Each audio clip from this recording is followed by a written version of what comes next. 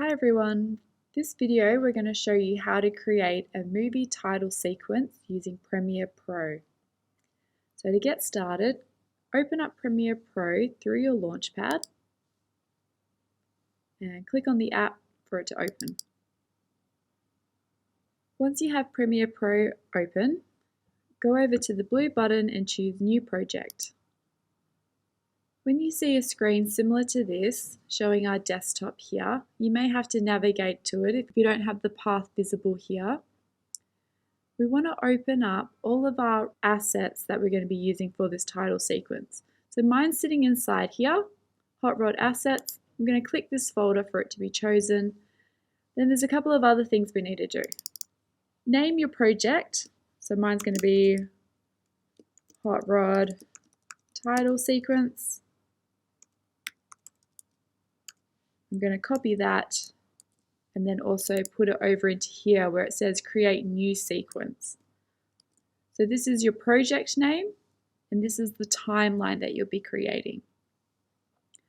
Also change where your project is being saved up here.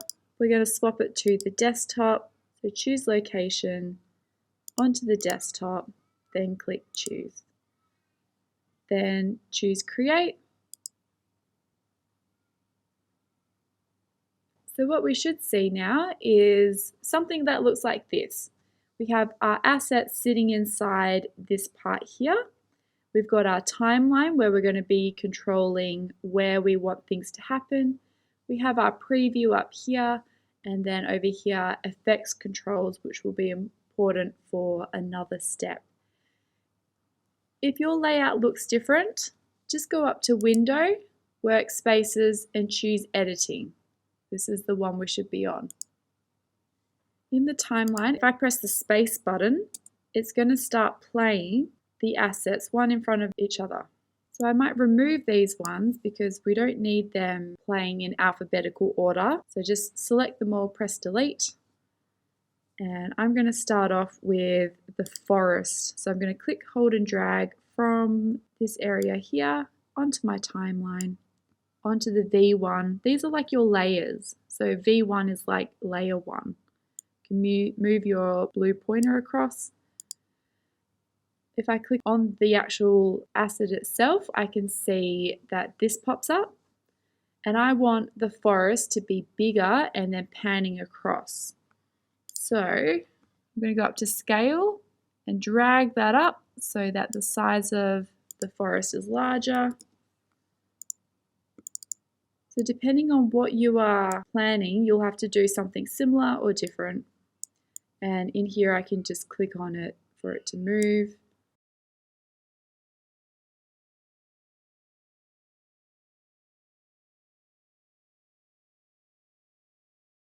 So I want the appearance of the forest to look like it's moving past.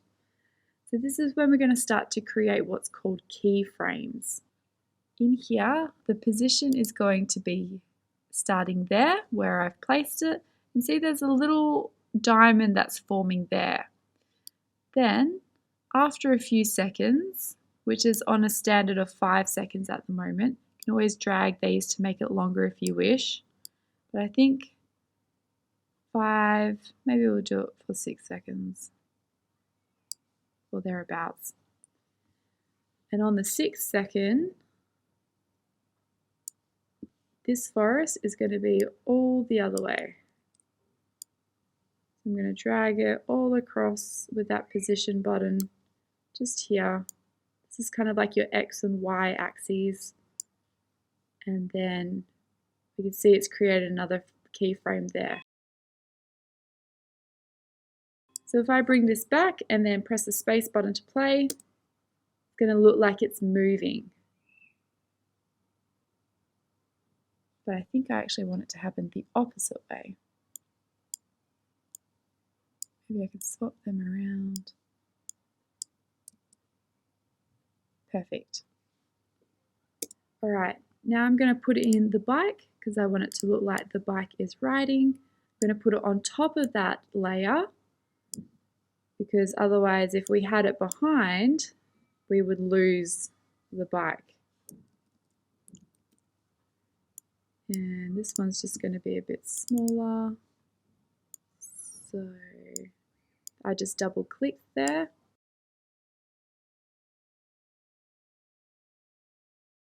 So if I press space, it's going to look like the bike is moving.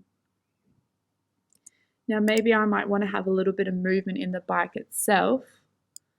Maybe it's moving forward a little bit. So we can add a keyframe by pressing the button here. It's added a keyframe. Maybe I want it to move just a little bit forward at this section. So we can add a keyframe.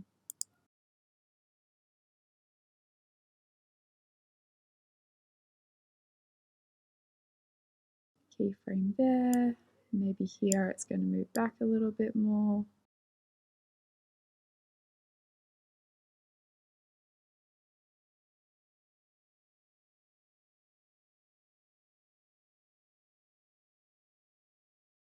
And I'm going to add the American flag because I want this to come down from the top over the bottom as a cutscene graphic. So with the American flag connected, we'll move it off screen, double clicking to move it, even move it up here. So that's going to be its first position. Click the little timer to make a keyframe here, and then I want it to be off screen the opposite way.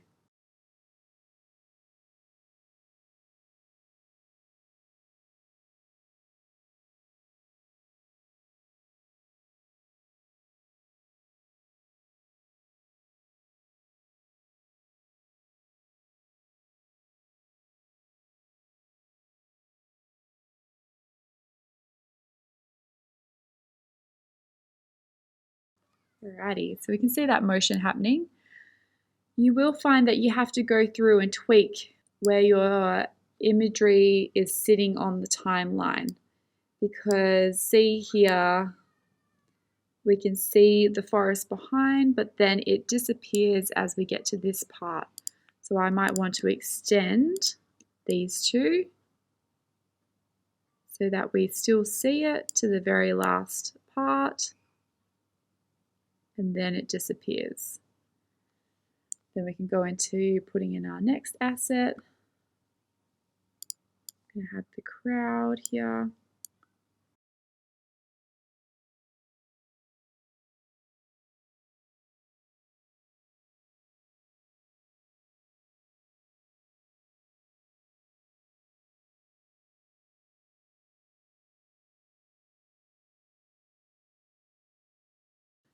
I don't want to see the American flag for the moment, so I'm just going to press the I so we can't see it, just like in Photoshop or in Illustrator. Okay. So I'm going to keyframe position right now, as well as scale for the bike, because it's going to get larger.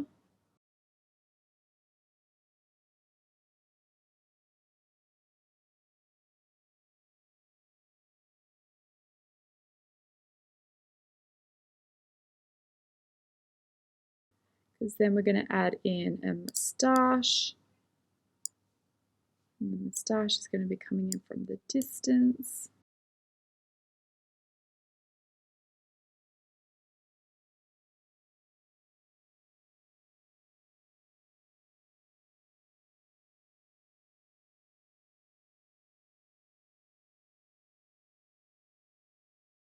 And the moustache is going to be spinning towards us.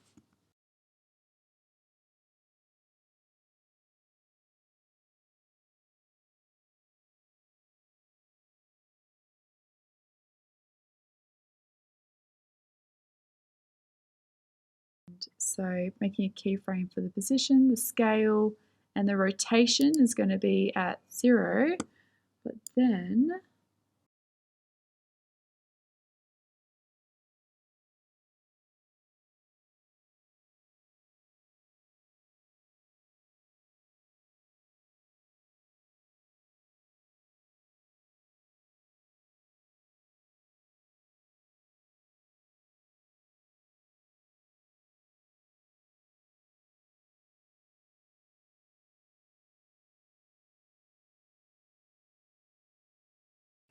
Great.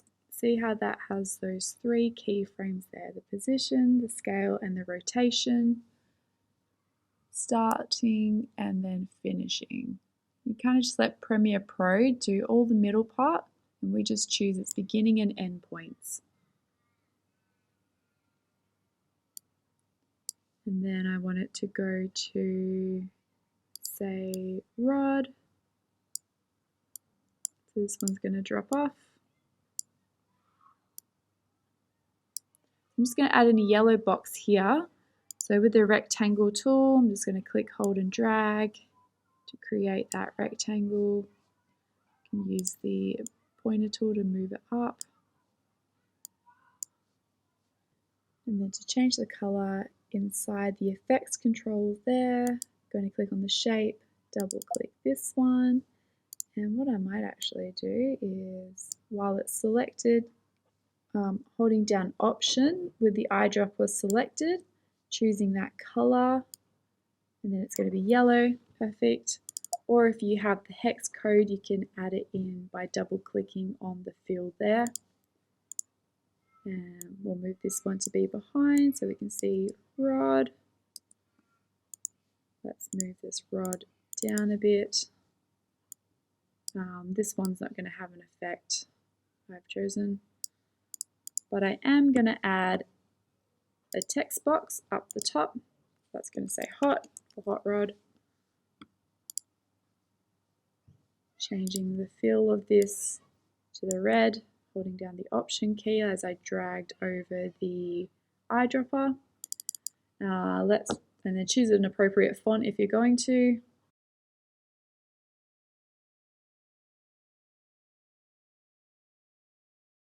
And then you've got all the options of the text tool inside here as well.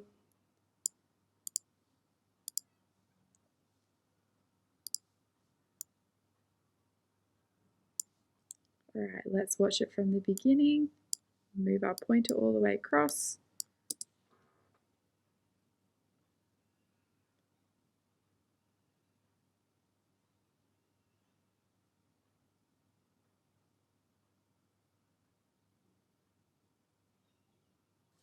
So you can go through and then adjust it bit by bit to the timing you want it to be, moving your keyframes across when you had those layers selected. Adobe Premiere Pro will save the working file as you're working on it, but you can press Command S to save as you go, and you should be able to see it on your desktop here, and you've got your auto save there. I would recommend maybe creating a whole folder, putting everything in there so it's contained. Keep in mind that the first assets that we added in, Premiere Pro recognizes where they are. So if you move them on your desktop, it may ask you to relocate them, including if you change their name too. Alrighty, thanks for watching.